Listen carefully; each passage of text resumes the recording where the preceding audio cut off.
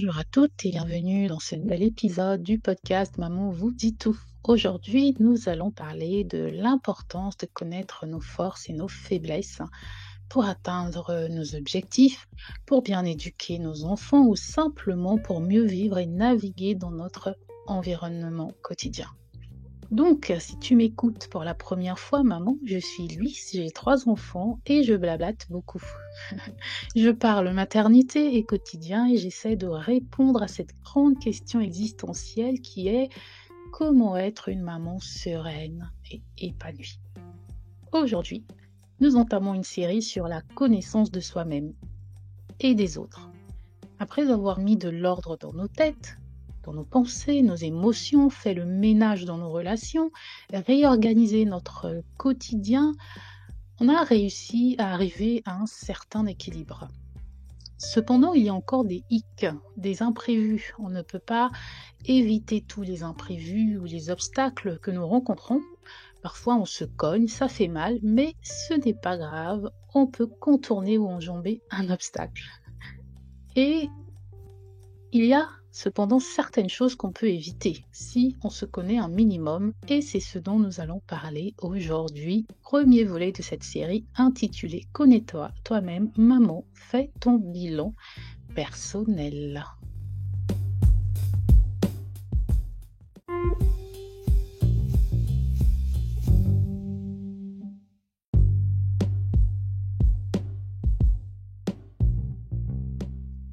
Alors, la Bible nous encourage à nous examiner par rapport à notre foi pour savoir exactement où nous en sommes dans notre marche avec Christ. Examinez-vous vous-même pour savoir si vous êtes dans la foi, éprouvez-vous vous-même. Ne reconnaissez-vous pas que Jésus-Christ est en vous, à moins peut-être que vous ne soyez réprouvé, nous dit 2 Corinthiens 13, 5. S'examiner, c'est un peu comme faire un état des lieux de notre personne. En connaissant nos forces, nous pouvons mieux comprendre comment Dieu veut nous utiliser et nous pouvons nous concentrer sur ce que nous faisons le mieux. De même, en reconnaissant nos faiblesses, nous pouvons être plus humbles et compter sur l'aide des autres pour nous aider à accomplir notre mission ou tout simplement à travailler sur nos faiblesses afin qu'elles deviennent peut-être des forces. Dans le fonctionnement de nos maisons, c'est important, maman, de savoir quelles sont tes faiblesses pour t'éviter de saboter ton propre équilibre. Par exemple, si tu es en couple, si tu es mariée et que tu es la plus dépensière, ne prends pas en charge les finances de ton foyer. Dans le mariage, on se partage les tâches pour être plus efficace et c'est super. Certaines familles vont automatiquement donner la gestion des finances à la mère. Et c'est souvent culturel. Mais si maman, tu sais que tu dépenses trop, tu ne sais pas épargner, aie l'humilité d'en discuter avec ton mari. Dis-lui, je travaille encore à changer mon rapport à l'argent. C'est préférable que tu prennes en charge le plus gros de nos finances.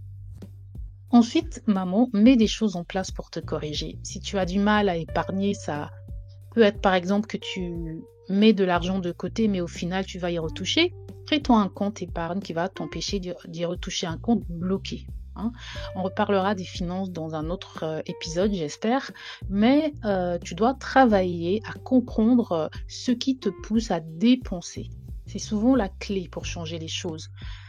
Et il faut être capable d'identifier où est le problème à la source.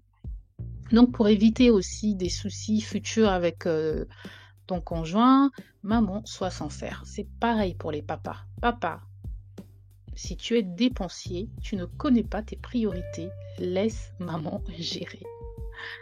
On doit connaître les limites, nos limites, mais également celles de nos époux pour être des aides efficaces, comme le veut la parole de Dieu. Dieu a créé la femme en tant qu'une aide égale à l'homme. Ne l'oublions pas. Dans Genèse 2,18, nous lisons « Et l'Éternel Dieu dit, il n'est pas bon que l'homme soit seul, je lui ferai une aide qui lui corresponde. » Donc, pour être une aide efficace, il faut connaître celui que tu aides. Donc, maman, connais ton mari. Connais aussi tes enfants, leur caractère, comment ils réagissent dans certaines situations. Ça va te permettre de mieux les comprendre, mais aussi d'adapter ton langage au leur. Aie des conversations sur différents sujets. Parle avec tes enfants de leurs dessins animés, de ce qui leur plaît, de ce qu'ils imaginent, même de ce qu'ils pensent de l'actualité. Idem pour ton mari. Ayez d'autres sujets de discussion que les finances et les enfants. Parlez de ce qui vous intéresse. Si ton mari aime le foot, mais que toi ce n'est pas trop ton truc, rien ne t'empêche de lui glisser un petit alors et ton équipe favorite, elle a gagné ou pas? Ça peut être une manière de discuter, voir la perception de ton mari sur la défaite ou la victoire, par exemple. Et cela peut déboucher sur d'autres discussions.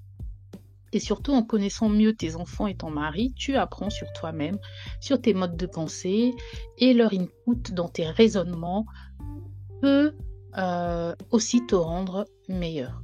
Donc, maman, on pourrait s'éterniser encore à trouver différents exemples, mais tu dois comprendre que tu dois te connaître et être sincère avec toi-même. C'est comme de reconnaître qu'on est nul en maths et plutôt que d'essayer d'être prof de maths, on va faire autre chose ou bien on va travailler à être meilleur en maths si on veut réellement être prof de maths. Donc maman, c'est important que tu puisses te connaître.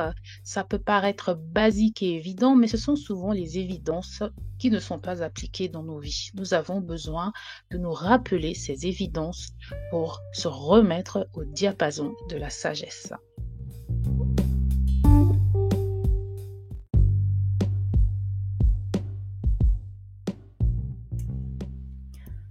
Alors on avance, maman. J'aime bien utiliser des images ou des systèmes clairs pour pouvoir mettre en ordre mes idées ou illustrer ce que je dis.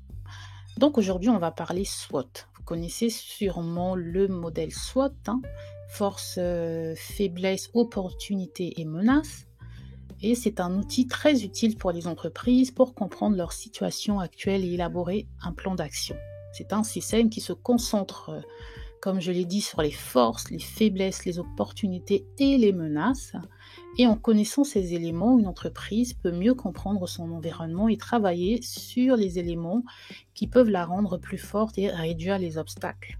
De la même manière, en se connaissant nous-mêmes, nous pouvons mieux comprendre notre environnement et utiliser nos forces pour réaliser nos objectifs. Donc maman, prend un stylo, un carnet, écris ton objectif ou ta vision, ou même sans évoquer ta vision. Se connaître va t'aider à t'adapter ou à adapter ta réponse à ton environnement. Parfois, je peux parler de vision, c'est peut-être un mot qui est frais, mais il ne faut pas se focaliser sur le fait qu'une vision doit forcément être grande. Je l'ai déjà évoqué. En t'occupant de ta famille, maman, en t'occupant de tes enfants, tu sers Dieu déjà d'une certaine manière. Donc ne stresse pas si tu ne sais pas encore spécifiquement ce que Dieu attend de toi ou si tu n'as pas encore un projet dans ton cœur que tu voudrais réaliser. Peu importe, trouve-toi des petits objectifs chaque jour ou chaque semaine, chaque mois, des trucs qui vont te motiver à faire autre chose, à te dépasser et à te découvrir. Tu verras. Essaie. Donc, on va prendre un exemple juste pour appliquer le modèle SWOT dans ton quotidien, maman. Donc, on va admettre que tu décides de faire l'école à la maison pour tes enfants. Parce que c'est une décision importante, tu vas devoir la peser, la penser. Pas forcément pour changer de décision, mais pour mieux implémenter la chose. Donc, je te donne un exemple. Tout d'abord, les forces.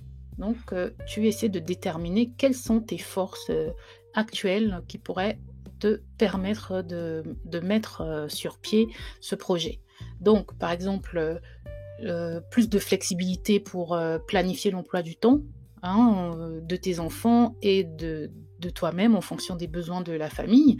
Il y a aussi plus la possibilité de faire un enseignement plus personnalisé pour tes enfants parce que tu connais mieux tes enfants que d'autres personnes et donc tu vas savoir mieux t'adapter, mieux adapter ton langage à leurs attentes et parce que tu connais aussi peut-être leur style d'apprentissage, tu vas pouvoir implémenter tout un tas de choses, de techniques et d'outils qui vont leur permettre de mieux avancer. Une autre force, l'économie. Tu peux faire des économies sur les coûts liés à l'éducation. Dans certains pays, on économise des frais de scolarité, on économise en uniforme ou en transport, par exemple. Donc, Ça peut être du temps supplémentaire que tu vas passer à tes enfants et peut-être que tu es déjà enseignante ou bien tu as simplement des compétences dans le domaine. Donc ça, ce sont déjà des forces. Au niveau des faiblesses, ça peut être le manque de structure et de discipline dans ton environnement d'apprentissage qui est ta maison. Ça peut être que tu vas devoir acquérir plus de connaissances pour enseigner différents sujets. Tu n'as peut-être pas la maîtrise de plusieurs sujets. Le manque d'interaction sociale de tes enfants avec d'autres adultes. La possibilité de...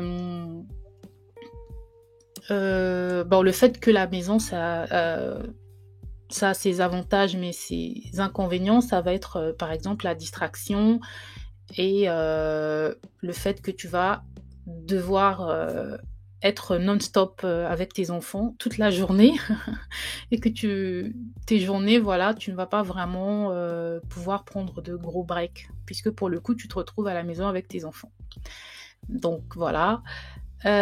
Pour ce qui est des opportunités, ça peut être la possibilité d'enseigner tes valeurs et tes croyances à ta famille, de développer des compétences supplémentaires. Tu vas devenir maman enseignante, la possibilité de créer un meilleur environnement d'apprentissage pour tes enfants. Si par exemple tu rêvais de réhabiliter une pièce juste pour y mettre des tables de travail, des bureaux pour tes enfants, ça peut être un projet. Et surtout la possibilité de voyager, de découvrir des nouvelles choses en famille. Puisque vous n'êtes plus retenu entre les quatre murs d'une institution, vous pouvez partir en voyage quand vous voulez, puisque tes enfants peuvent apprendre de n'importe où. Et les menaces, ça peut être par exemple la difficulté à motiver les enfants, peut-être le manque de soutien social et émotionnel pour la maman, pour toi. Peut-être aussi que tu es dans un pays où le gouvernement ne donne pas d'aide aux enfants, il n'y a pas de soutien au niveau de l'apprentissage à la maison. Et peut-être aussi tu vas avoir des peurs quant à l'épanouissement social et émotionnel de tes enfants. Donc ce sont là des exemples de choses que tu peux prendre en compte, maman, et en utilisant le modèle SWOT, tu vas comprendre tes forces, tes faiblesses, et aussi voir les opportunités et les menaces associées à ta décision. Et ça va t'aider à élaborer un plan d'action pour assurer le succès de ton projet.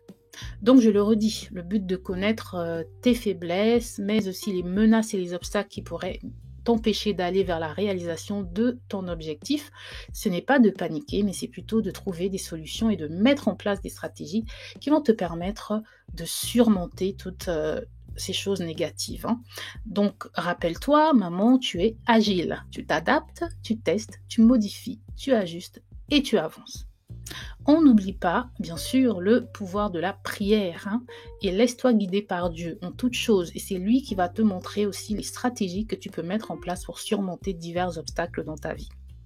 Une autre façon de se connaître, c'est aussi de comprendre son corps. C'est ce dont nous allons parler dans le prochain épisode de Maman vous dit tout. Merci de m'avoir écouté et à la prochaine fois. Ciao!